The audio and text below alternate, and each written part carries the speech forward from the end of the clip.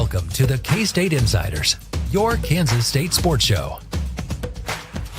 Now, let's head into the studio. Welcome to the K-State Insiders, your weekly adventure with Kansas State sports. In this game week again, we got the usual suspects, myself, as you can tell, I'm here, Ryan Gilbert, Brien Hanley, Cole Carmody, all from the GoPowercat staff. And our guest tonight is Toby Hammes. Is this your overall video podcast debut, or just the Insiders? No, yeah, this is my debut. I've had a couple guys at Wildcat 919 reach out, but it just hasn't really worked with my schedule. But, I'm here and I'm excited to get rolling. Toby, you're amongst friends and nobody's watching. You can just say that you thought you were too good for him. Just lay it out there. No, those guys are good. I'll hop on with them at some point. They're really good. Well, welcome, and you're going to do fine. If you don't, just look at Gilbert. He gets by. Great. Right off the bat. Didn't even get 60 seconds into the show without passion. Look, I make it look easy, but that isn't easy. I just, it's like art to me. A little behind the scenes stuff here. I've been in the studio this afternoon. I wore one outfit for my power talk. I changed into something else for tomorrow's daily delivery, and this is my third outfit. I feel like I'm like a stage actor doing. Big B knows. Once in a while, you got to change your look. So yeah, you do. People say, "Oh, I know when you tape that." Guys, we had Chris Climaning today. Three of us were there. I had someone afterwards. And Toby, I want to start with you on this. I'm going to just throw you into the pool. Then it's not an easy one. Did the vibe seem a little weird today at that press conference? Someone asked me about that. And I thought it kind of did. I don't know. I'm still kind of a rookie for the press conferences, but it didn't seem overly weird. Nothing jumped out at me. Okay. Gills, what do you think? I wouldn't say weird, but Climaning was in a different mood.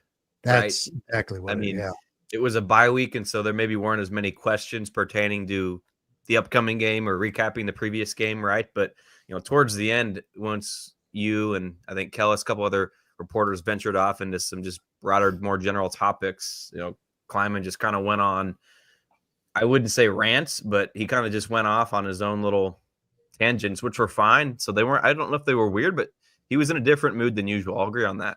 He was. And in fairness to him, he had a family issue. I won't get into it. I know what it was. It's not really good. I was afraid it was his father. I've been aware of that in the past, but it wasn't.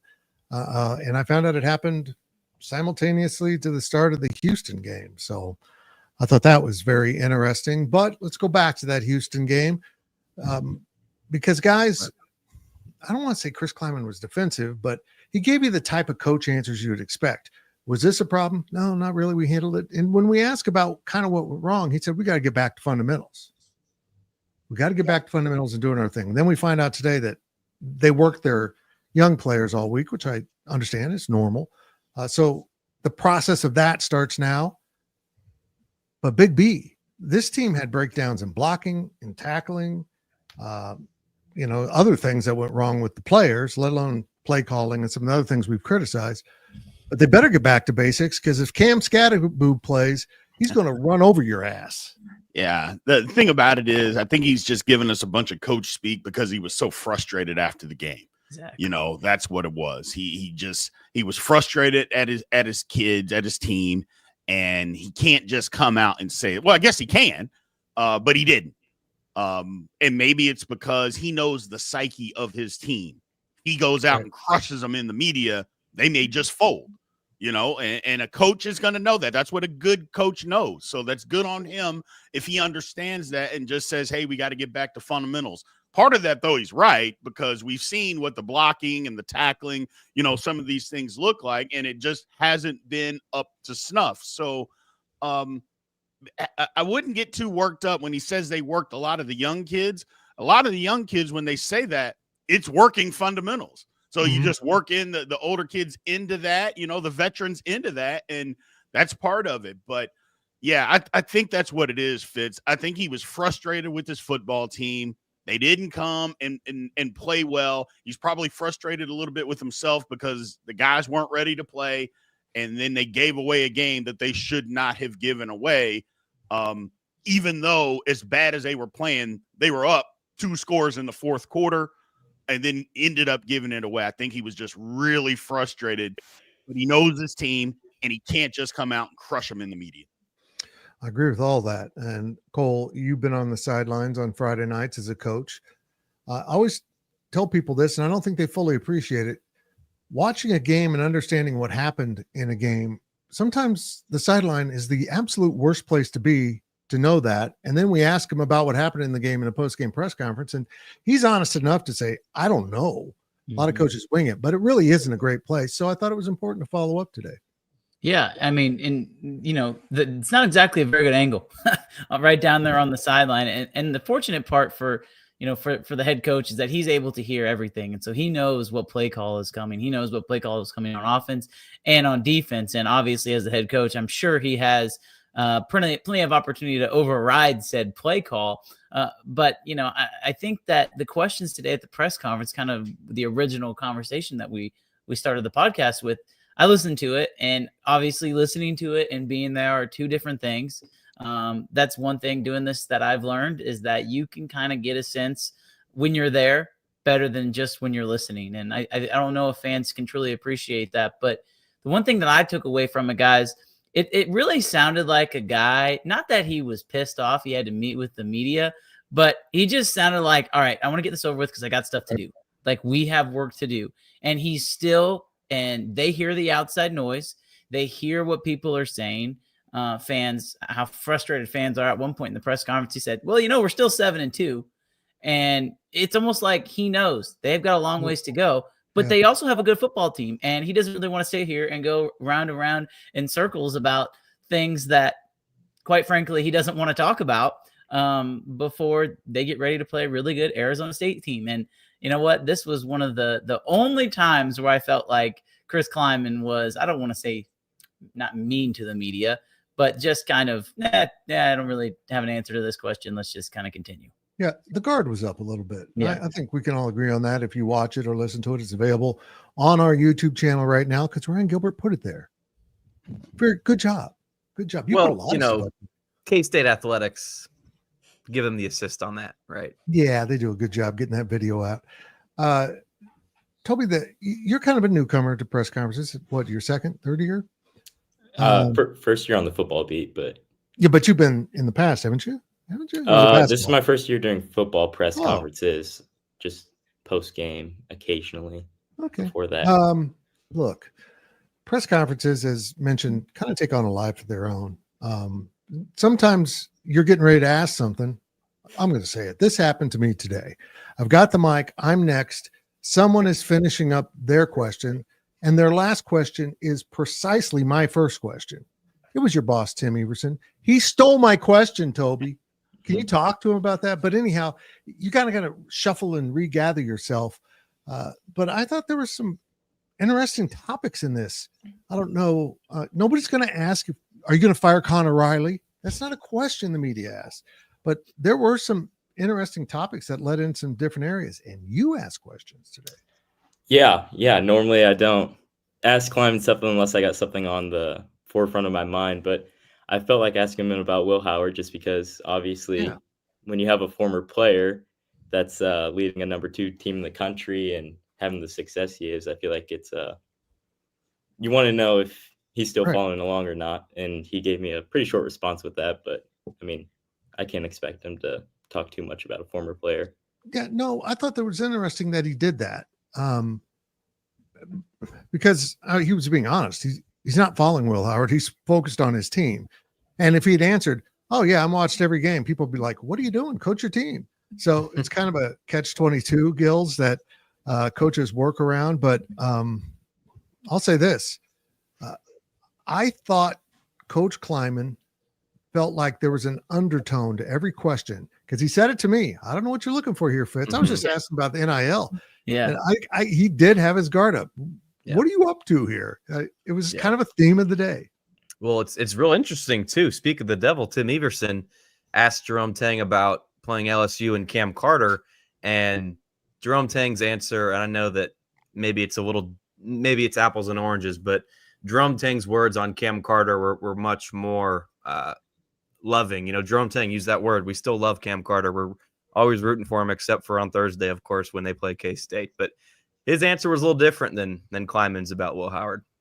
And Fitz, I want to jump in because you asked him the question about the NIL stuff and the rich getting richer. And you said, well, it's kind of been the opposite. And he goes, well, I don't know. Ohio State and Oregon have just got 2 really good players. Like, to me, that was a clear reference to Will Howard and Kobe Savage, the 2 guys that left K-State. And so I don't know. I thought it was interesting. But guys, I also go back to this. He's just ready to talk about football and ready to continue on with the season. And thankfully it's game week. Guys, this was the longest bye week I think I've ever had. It was glorious. Don't complain. I loved it. I loved every second of it. Fitz made a lot of money. I did. We don't need to bring that up, that I'm a sicko and gambled over the weekend and hit a parlay. Sorry. Big B, you've been a player before. He said something today that was so 100% true, and it's more true now than ever because of the NIL, because there is a level of parity we haven't seen in college football, but it's always been true in the Big 12. Every game is self-contained. I've said it for years. This game is what this game is, and what happens next week may not be related to that in any way. We've seen it with his teams lose to Arkansas State, win at Oklahoma. Every game is self-contained, and he emphasized that today. It's true. Yeah, every game is different, and you approach it differently. It doesn't matter if you play 2 teams that play the exact same way. The personnel is not going to be the same. So you have to go into each football game with a specific plan that might be different, that's going to be different based on what you think is going to be best for your football team. So each thing is always contained. Don't take it to the next week. And if you live by that, then that's let me just say this. Most successful coaches, that's what you're going to hear from them. It's week to week to week. I happen to follow the Pittsburgh Steelers, the greatest professional franchise that God's ever created. I'll just throw that out there. And for that, Mike Tomlin is all about living. His thing is living in the moment, and it's play to play to play. And in the professional ranks, I would say in college, it probably should be that too. But in professional ranks, it has to be play to play. You can't look forward to the next week. It's got to be, no, not 2 series from now, not the next series, not even 2 plays from now. It's got to be this play, and we're going to the next play. And I think Kansas State, they do a really good job of, hey, this was one game. We got to go to the next game. I think Coach Climan has done a great job with that since he's been at Kansas State. And things are always going to be different, like I mentioned at the beginning.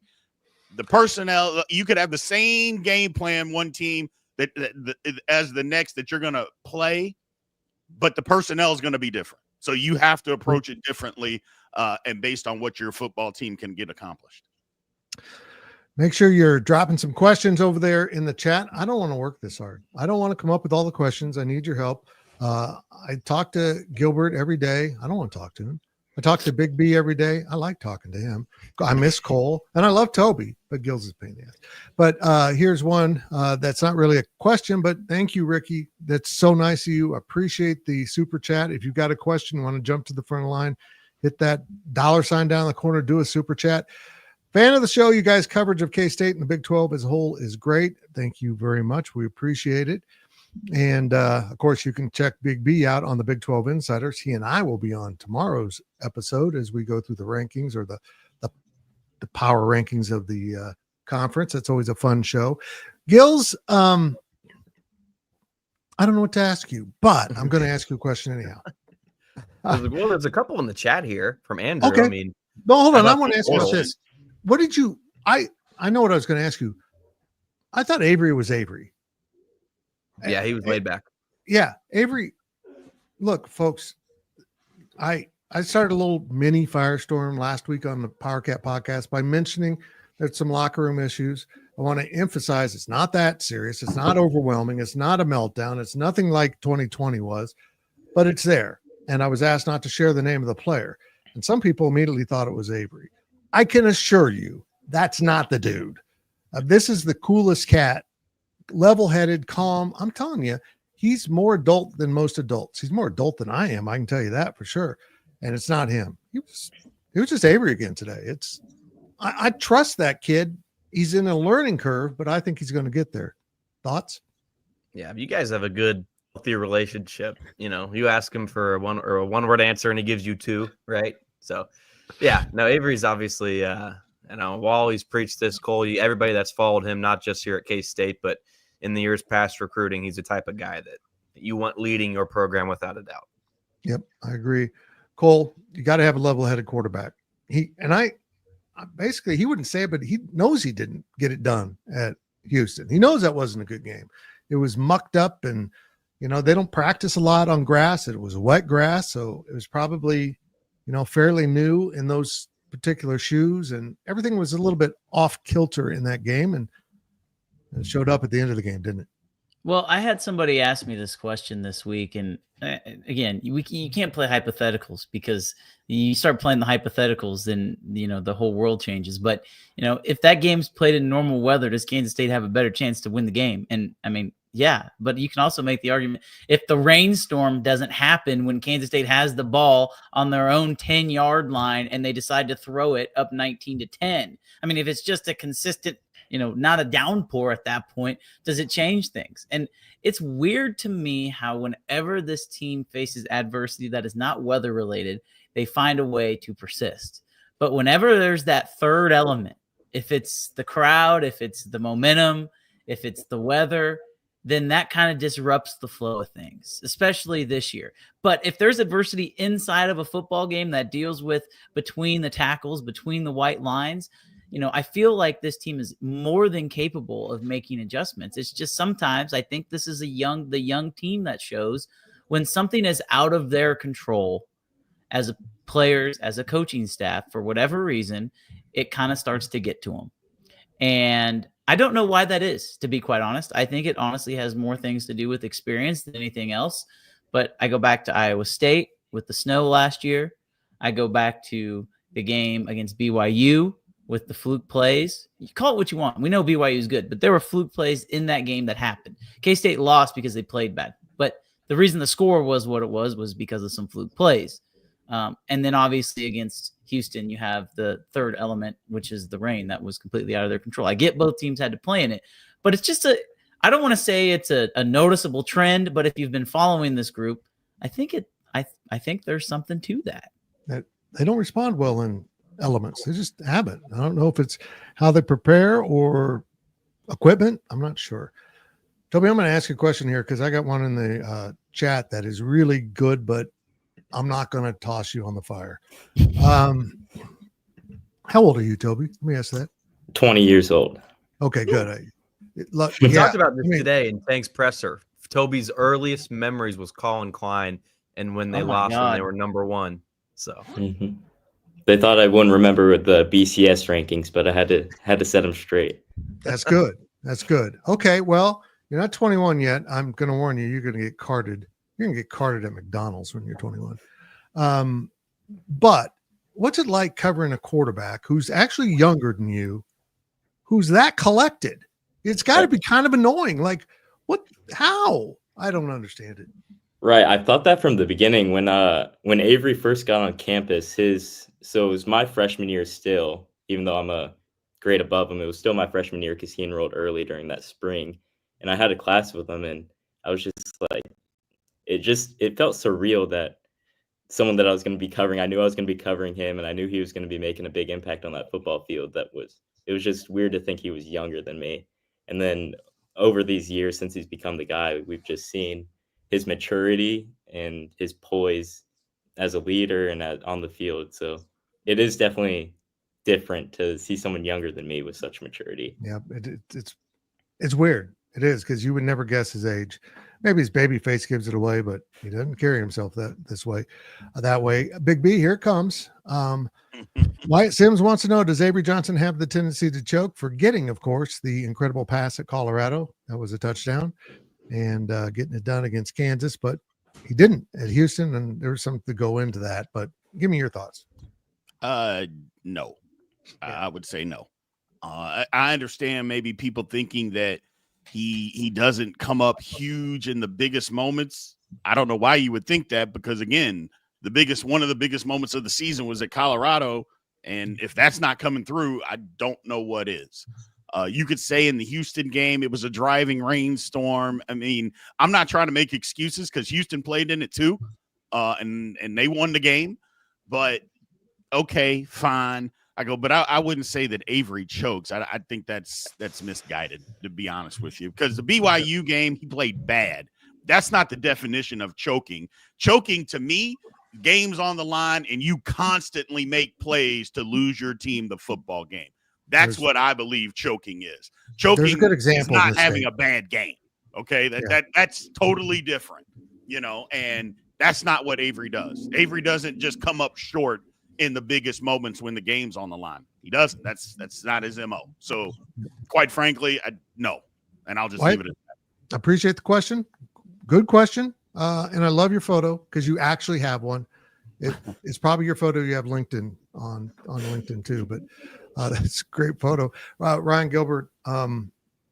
Think Dak Prescott when you think choking. Well, I mean, throw honestly, that out there. So we can be blunt because I think KU fans will agree with this. Yeah. Jalen Daniels has choked this season. There you go. You go. He's had critical turnovers at end of games throughout the season, but they did K-State a favor, didn't they? Ryan Gilbert, how do you think this team will respond against Arizona State? Well, yeah, I mean, what Big B said was like definition of Jalen Daniels, and that's not. Mm-hmm. We're not trying to take a shot at KU, but that's literally in the winning moments. Not being able to step up or losing the game. That's been Jalen Daniels almost to a T this year. But, K-State's obviously trying to take this one game at a time. We talked with players on Monday here today. And, of course, the Big 12 title, they want to win the Big 12. But at the end of the day, you got to have a loss from Colorado. And, the Big 12 is going to be wild to end out the season. We know that. But, Chris Kliman's, record after a bye, I think that issue kind of dissolved earlier this year after the win after the bye for Kansas State, but maybe that's something to monitor. I haven't really heard that being talked about at all this week, but it was like the topic of the entirety of last bye week, right? So it's something to keep in mind, but I think this team's locked in, and K-State's responded well after some of those ugly games, right? You go to last year, right? The Iowa State game, they come out. Obviously, there's a long break there, of course, but you win the bowl game, and so obviously K-State, if you want to win the Big 12, man, it starts on Saturday. Cole, I thought this. Coach Climan denied it at Houston, but I thought this team slowly wound down after beating Colorado. They weren't quite as good at West Virginia. West Virginia had an injury and turned that into a blowout. They got by Kansas, which I've been saying since the start of the year, this team's dangerous. They're not what their record is. They have been because Jalen Daniels, but they just blew the doors off of Iowa State. And then I just thought they looked tired mentally and physically at Houston. What are your thoughts on that? Because maybe I'm completely wrong. I don't know if you're wrong, Fitz, but I look at what West Virginia's done since that game, and they've won back-to-back games with that same quarterback who – I think K-State made look like a JV guy. He played well against Cincinnati on Saturday. Now, granted, their defense was the main reason why that team won that game. They had 2 defensive scores and ended up winning the game by 7 points. But I think West Virginia, in hindsight, that might not be as, I don't want to say a bad win, but I don't think that team is as bad as maybe we thought they were at the time. Gilbert, I know you picked them to win out in our little predictions poll that we did. I don't know if that's because you're a wannabe Yinzer or you just think that actually is going to happen for West Virginia, but I don't know if they're going to do that, but I don't think that's a horrible team by any stretch of the imagination. And guys, I said this after the game, and I'm going to say it right now. K-State got lucky to play KU when they did, because if they were to play KU this week, if they were to play KU next week, I don't know if K-State wins that game. And so we can say that they got by KU. I tend to think that maybe that it was just a good win. That was a win that they had to have. And this is a KU team that's dangerous. Guys, it's a 3-point spread in Provo at night. Provo this weekend, 3-point spread for BYU over Kansas. Wow. That's crazy, right? Wow. And who would have thought that 3-6 team on the road at the number 9 team in the country at night? I mean, that's just shocking. So I think KU can win that game, and I think KU can honestly win out. But that's neither here nor there. So I just think it was just a bad game at Houston. Like I don't necessarily know if they got wound down. I just think they played bad and they lost. And you know what? Sometimes it's going to happen, especially in this conference. You cannot take anything for granted. No, you can't. Big B, we were talking about Willie Fritz being a good coach, great coach. He proved it again. But I do want to have you talk about what you covered the Big 12 for us. You pay a lot of attention to the Big 12. Mm-hmm. I agree. I think Kansas might win at BYU. I think Kansas might win at Colorado.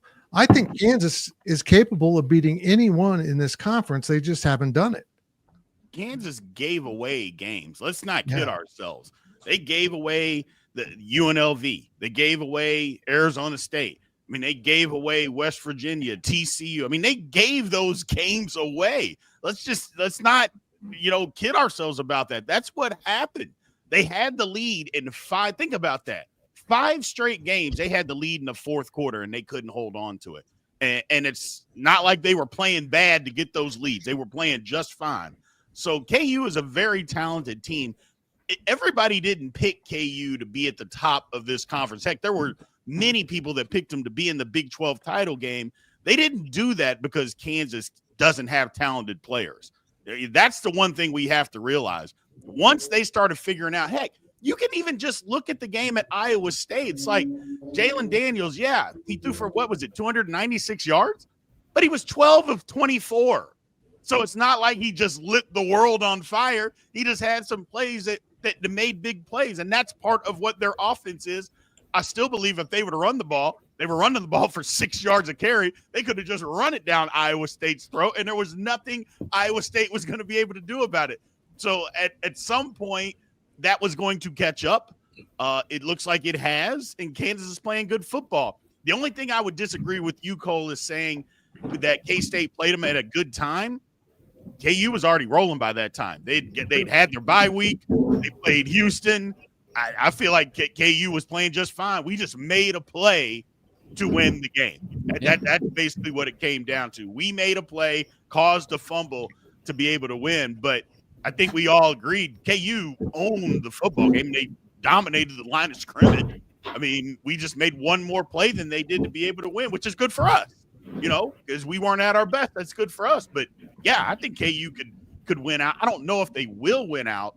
I feel like Vegas is trying to trick people this weekend so they can build them another resort out there. I'm not sure about this 3-point spread. But the next week at Colorado, the thing that KU does well, that Colorado doesn't necessarily do. And that game's at Arrowhead, too. That's what I believe. I think that's going to be a much better game maybe than this one in Provo this weekend. Very interesting. Toby, we talk about KU because people are now rooting for KU because it involves the tiebreakers in this conference. And but at the end of the day, there's really not much aside from a total collapse of Iowa State or Colorado or BYU. There's not much that really helps K-State in the tiebreakers. They're pretty good in a 2-loss tiebreaker situation because they played an extremely hard schedule, but worrying about it too much is kind of a fool's errand, isn't it? Yeah, I agree. I think I see a lot of talk on Twitter about is this a successful season for K-State if they do win out, but they don't make the Big 12 championship? And I think that's a good question. I don't know the answer. 10-2? Yeah. It's a good season. Yeah. You know what I mean? Yeah, especially with, I think you're right there because this is a young team. We talked about it earlier. You have a sophomore quarterback. You have a first-year offensive coordinator. If you get 10 wins, even if you don't make that Big 12 championship with such a young team, I think you would have to call it a successful season. Yep, the problem is people are going to say it's a failure because we don't control our own destiny and don't get into the Big 12 title, which means we won't get into the college football playoff. Because I can assure you right now, Kansas State doesn't make – if we don't win the Big 12 title, we're not getting in. So get to 10-2, people are going to, you got to 10-2. Now we're saying 10 wins don't mean anything anymore? Yeah. I mean, What are we talking about here? I get it. We all want to make the college football playoff. But if you're going to tell me that 10 wins don't mean anything, well, why are we even playing the games? That would be my thing. Yep. Look, most of us at the start of the season said 10-2 or even 9-3. Yes. And don't forget what your preseason prediction was. And if you said unbeaten, you're really optimistic. I'll tell you that, because it's not easy in this conference. No. Uh-oh. We lost Okay. Fitz. Who wants to quarterback this? Fitz is gone. Looks like that's on you. I'm in Fitz's spot, right? I like he's it, back. too. Oh, Stay back. there. There he is. Stay there. You want me to add you, Fitz? Yeah, Can I you get got in? it. I got he's it. back. Go ahead. Take over, Gills. All right. Get us into those questions. That was really weird. I was just gone. Did Daphne chew on the No. Ethernet cord? Fitz? No, that was just a StreamYard thing. And Daphne's over here dreaming and barking in her sleep. Well, if we want to get into some questions, this one was asked a little bit earlier in the show. I thought it was real interesting, though. Yeah, I agree. With I like the portal, I think K-State certainly lost more than it gained. What do you guys think? I agree. I will say that they absolutely lost more than they gained. I think it's a great question, but this is college football, man. And don't get me wrong, I'm not saying K-State's got the most money of anybody or anything like that, but they can dabble into this, then they just got to hit. You know, we've seen teams have gotten better through the transfer portal that don't have all the resources in the world.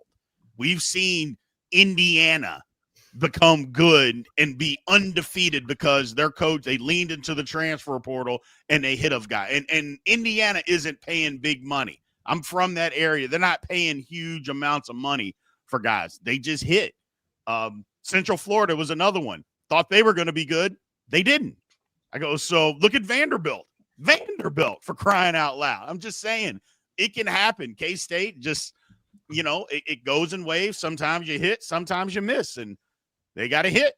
And we definitely lost more than what we gained this past season. I agree. Cole, look,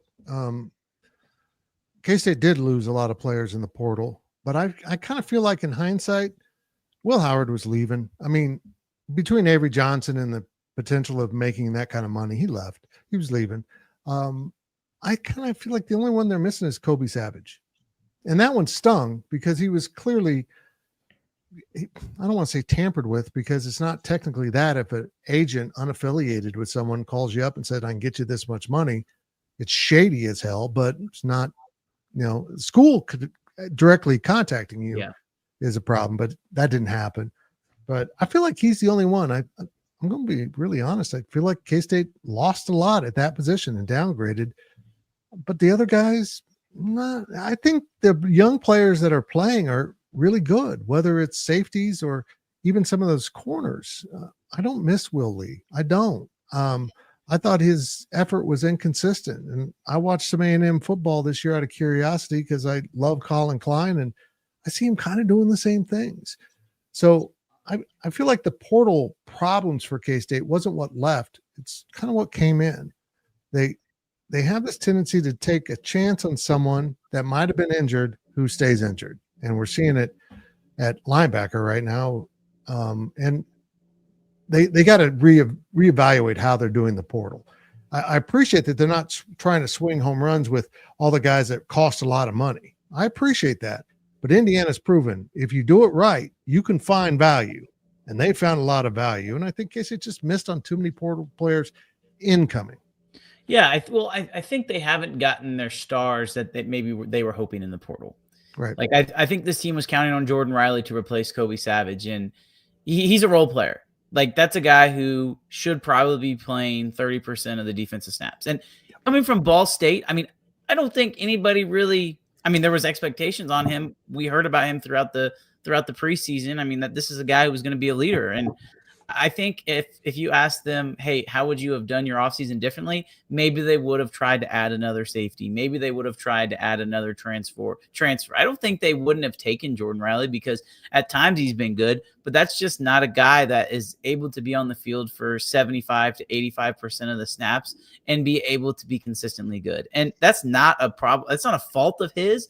He's just, I mean, this is a guy who's played at the MAC level for 4 years, and I think it's taken him some time to adjust to the Power 5 competition. So, yeah, I would agree with you on the Kobe Savage part, but, I mean, this team doesn't really go out and add the big-time transfers. The reason why Dylan Edwards came here was because he wanted to come to K-State. If this was just any other running back in the transfer portal who was that coveted and K-State tried to recruit him, they probably wouldn't have tried to recruit him because they wouldn't have been as interested because they had DJ Giddens. And so, there's a reason they let Trayshawn Ward walk. And again, that's no fault to anybody, but sometimes guys realize after a season, oh, if I stay here next year, I'm not going to play. And I feel like that was what happened with every single player that we talked about, minus Kobe Savage. And let's just call it how it is. If Will Howard went into the coach's office and said, hey, coach, I want to come back, I'm going to come back, then do you still have Avery Johnson? That's a legitimate question. And I think the answer is probably no. And is this team 7-2? Is this team 8-1? Is this team 9-0? I don't know. But I'm happy they didn't take that chance because I think with the pieces they have, going back to what we were saying, still have a chance to be a really successful season. Yeah, I don't know that how much would be different. I agree with you there, Cole. The only person that I would think fits you're right about Will Lee. The effort is so inconsistent. However, Will Lee's going to play on Sunday. Yep, he's a guy that's going to play in the National Football League because his talent and size is going to allow him. Now he'll get the opportunity. How long he stays, that's kind of up to him. But he's going to be a guy that plays on Sunday. So K-State could absolutely use him. I know the effort sucked, especially that Iowa State game was absolutely unreal. I don't know that I've seen anything like that before, to be honest with you. But that's a guy that I think he would help. I mean, even if he's given the lackluster effort or whatever from time to time, his talent would have made the secondary better. Agreed. Gil, you got something else? I think Fitz nailed it on the head. I'd push back just a little bit, Big B. It's really addition by subtraction when it's in simplest terms, right? Getting rid of a player that's not 1,000% bought in your program. If they're a great talent, I get it. They're awesome players. But if they're more about anything other than the program winning, man, it's, I get it. K-State's lost in the portal. I don't think you can deny that. But at least, from our understanding, these guys that they got, I get it. Dante Cephas is struggling, all this and that, but they're bought in, they want to win, and they're here for Kansas State. Yeah, you're going to have some of that, though. Every single player on every single team, even the best locker room out there, is not 100% bought in. Right. I mean, so you can't act like everybody is bought in. But you know what? And I'll just be honest. I'd rather take the guy that, he's out for himself, that's ultra talented. As long as he's not bringing down my locker room, I'll take that guy. Now, if he's causing problems in the locker room, that is something totally, totally different. I go, but if he's just, hey, this guy's out for himself, he's not bothering us, he's not bringing us down, he's not necessarily bought in, but he's ultra talented, you're going to have some guys on that team. And to be honest with you, the best teams in the country, they have plenty of those guys on their football team. Big B, what if that guy's older brother is 30 years old and he has a camera and he goes onto the sidelines and he films his brother scoring a touchdown and then pushes a ball boy on the sideline? I mean, the ball boy shouldn't have tried to snatch the ball out of his hand. Just ask. Do you guys know what I'm talking about? You're a ball boy. You're a ball boy. Just walk with him and say, hey, guy, can I have the ball? Don't try to be a big man and take the ball out of the kid's hand. Don't do that. I'm just making sure I don't agree that he should have been pushed. Don't get me wrong. I mean, he shouldn't. Nobody needs to be assaulted. But at the same time, you're a ball boy. Just wait until the guy drops the ball. Get it from whoever you need to get it from and move on from there. Don't be that guy. I am of the opinion that the biggest reason Will Lee transferred is, honestly, he got de-pantsed in the hallway. What that play against Iowa State, in which he propelled the running back into the end zone by pushing him, he was never going to live that down here. No. It sticks in my memory. Yeah. So that's a big part of it. But Gills, what else we got? Well, you know what, Fitz? I think we talk about Lincoln Cure, God sending him a message, right, to not go to Oregon with the weather, man. If I'm in this spot, I think this was God sending a message to talk a little basketball, man. That's okay. We can, yeah, but let me sure. So hold on. Let me say this about Lincoln Cure, because this is something people are worried about. I think he's 100% K-State. Maybe I'm wrong. I literally think he was going to Oregon because they offered him a free trip that he could stand on the sideline during Kansas State's off week to watch a Big Ten football game. If you were offered an opportunity to have airfare, hotel accommodations, and a sideline pass, you would take it. And I think that's all he was doing. And then it snowed like crazy because Bill Snyder probably called in the weather. He controls those things. He's been in charge of that for a long time. Okay, let's get us into basketball there, Gills.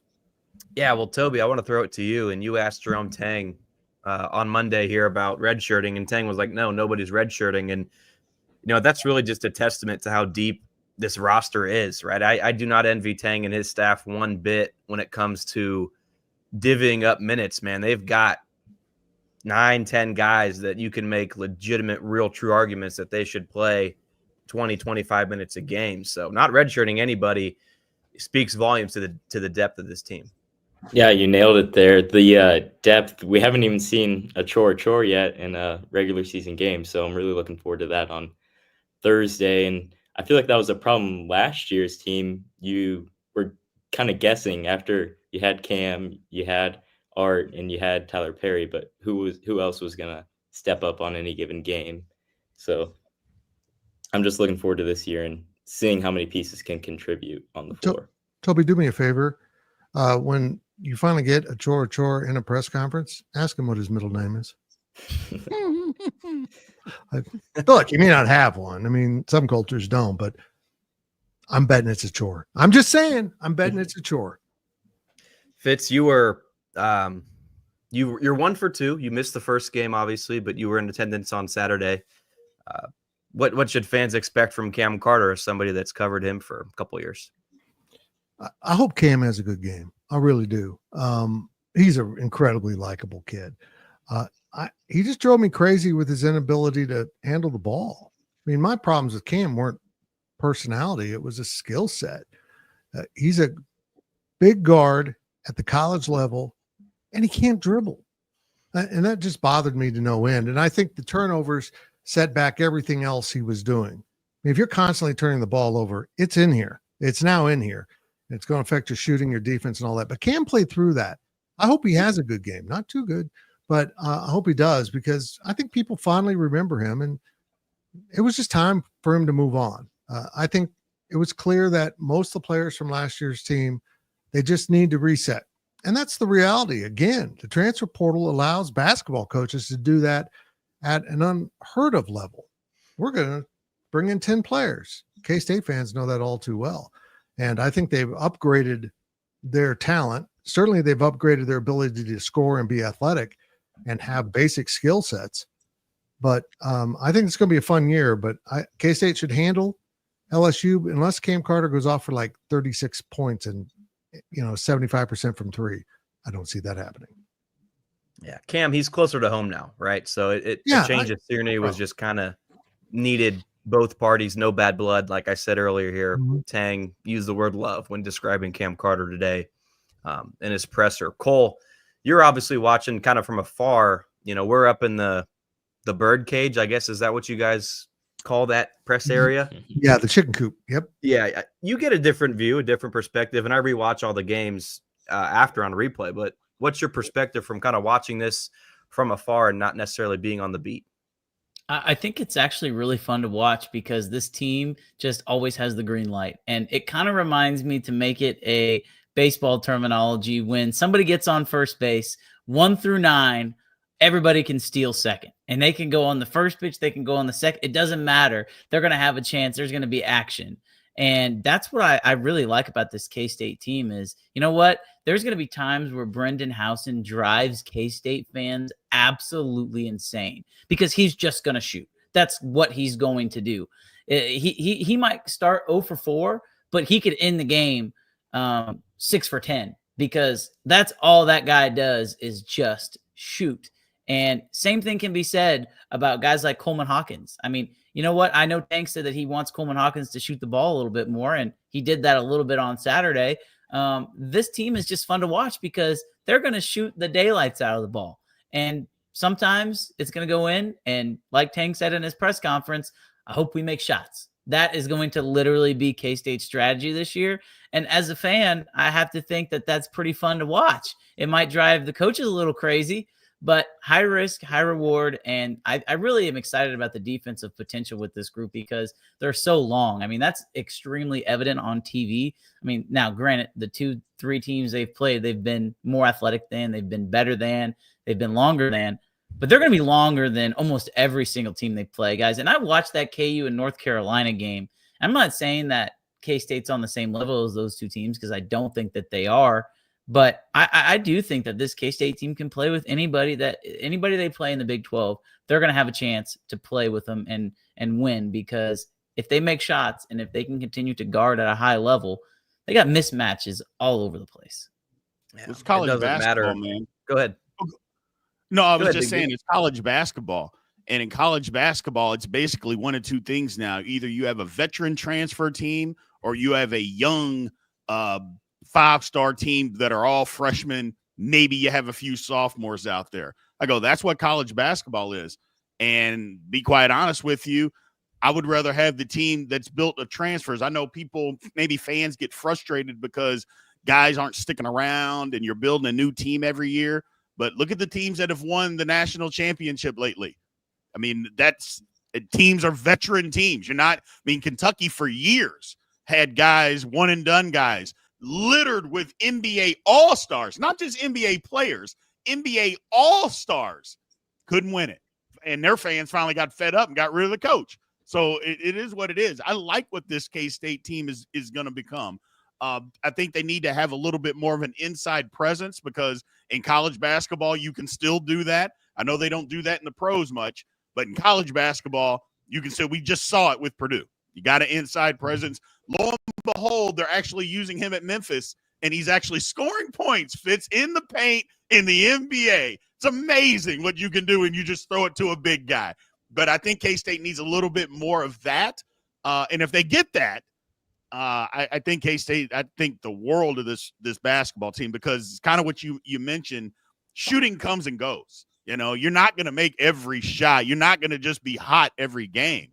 But if you got somebody that you can say, you know what, let's just throw it to him at the elbow extended. Let's throw it to him at the high post and see what they can do. Go get us a basket when we're not making shots. Those are the good basketball teams. And I believe K-State has a couple of those guys on their basketball, which last year, I'm sorry, if we're being honest, we didn't have that. We just didn't. No, very true. Let me point out that it's been a while since K-State fans have seen a true sniper. Nigel Pack could fill it up from outside. Marquise could, but they weren't really just assassins. They had much more to their game. And not saying Brendan doesn't, but this kid will never have the red light. I don't care if he's 0 for 6 in a game. If he has a shot at the game-winning shot, they want him to take it because he's a shooter. And he's proven over and over that he can get cooking. And you never turn off the stove. You just let him keep going. And it's fun. I think it's been the absolute missing ingredient for Kansas State basketball for a long time. A guy that can stretch the floor, make you have to compensate on defense to account for him, and he's still going to make shots from 25, 30 feet. It's a huge weapon to have in college basketball, and K-State finally has one. Brendan Hosden's not stopping here. Jerome Tang mentioned it on Monday in his press conference. He's challenging him. How can you become even better than, keeping your foot on the gas, better than what you're doing right now, which, you can't be critical of Hosden, right? I think it's crazy to imagine him scoring more than he has. He's averaging 19.5 points per game. I think 5 3-pointers made per game through 2 games. He's been filling up the stat sheet, but Tang says, if you get that defense going, you're a much more complete player. And we saw him taking charges against Cleveland State on Saturday, and he kind of made some of those little plays that you're not going to be labeled as just a sharpshooter right, or just a sniper if you can kind of do more things for the offense. Toby, I'm curious, man.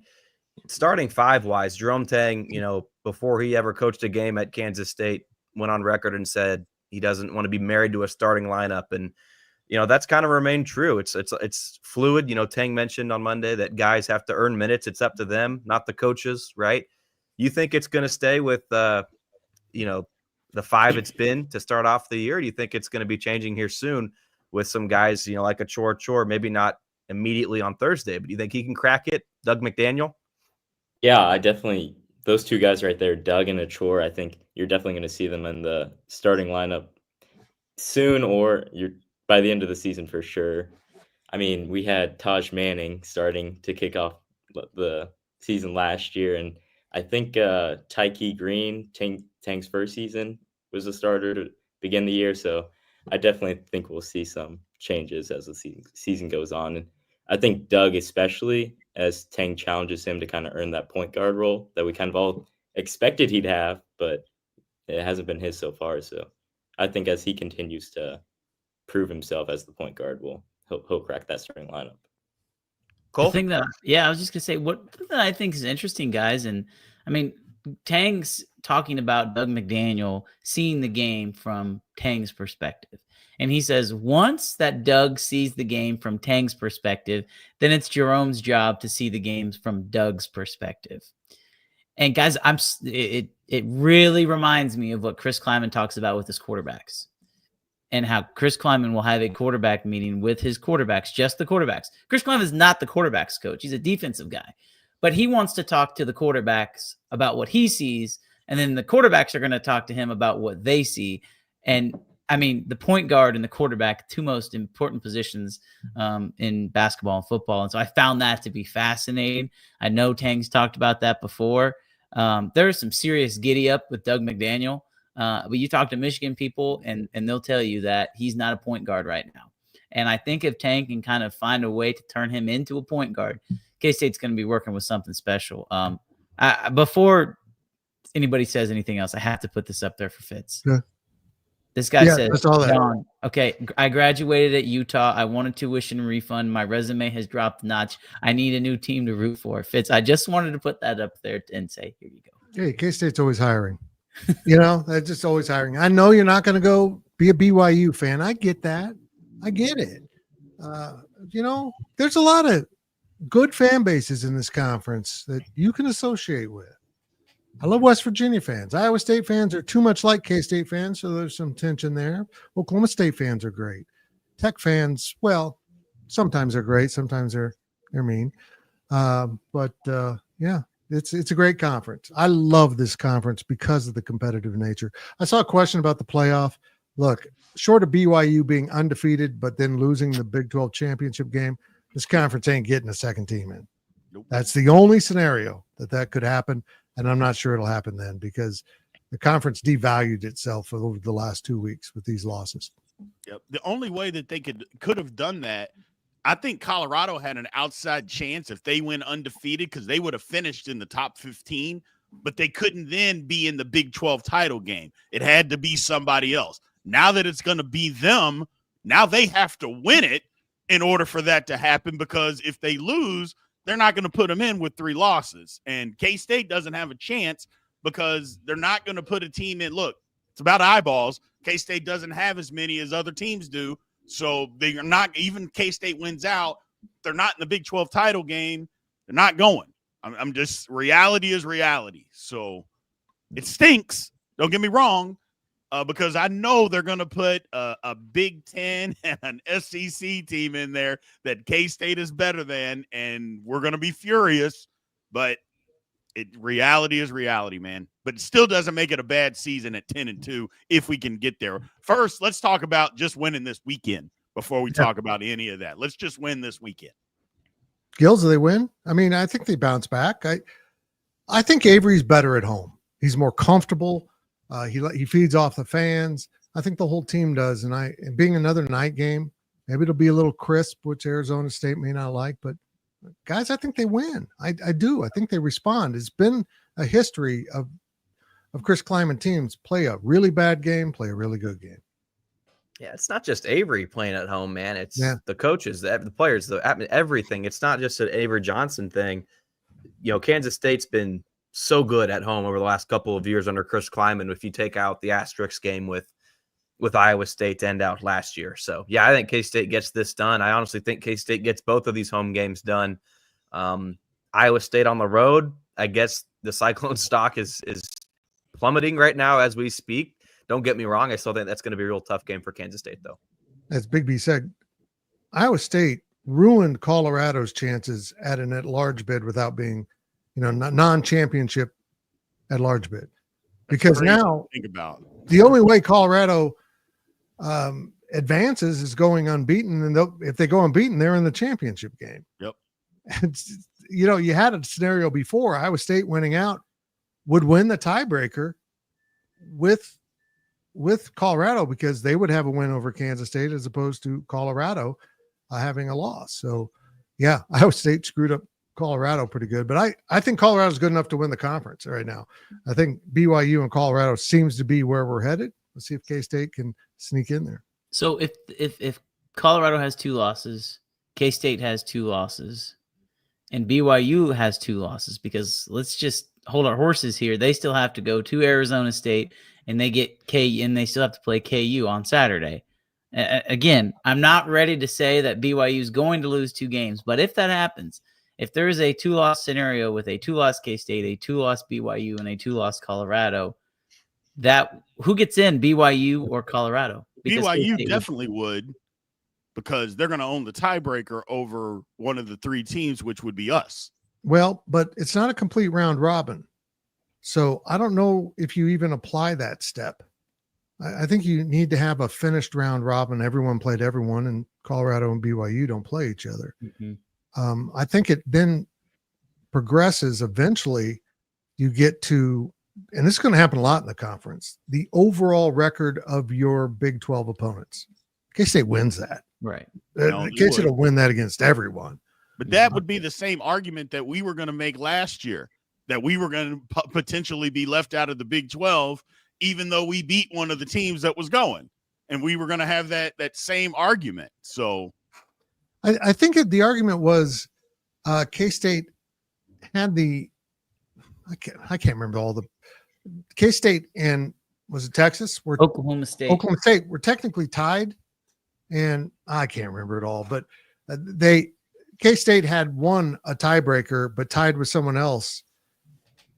And to me, that's your championship game. That's the way I've always done tiebreakers. If you're trying to break a tie for 2 teams to advance, if the first tiebreaker gives you 2 teams, that's your game. But the Big 12 didn't do that. They advanced 1 team, Texas, and then kicked K-State back. They didn't. That's right. It was K-State had lost to Oklahoma State and Texas, but were somehow going to be in the championship game, even though they had lost, and people were losing their mind, which technically they probably should have, but it is what it is. Just put the rules out there so we all know it, and then don't do what they did last year and hide it and then change it and all that kind of non-stuff. We don't need that. We're all in agreement that K-State wins this week. I guess the next question that K-State fans want to know is, does Colorado win and do KU win? Because those seem to be the 2 teams that K-State fans are most interested in watching. I haven't looked at it enough. I really haven't, not yet.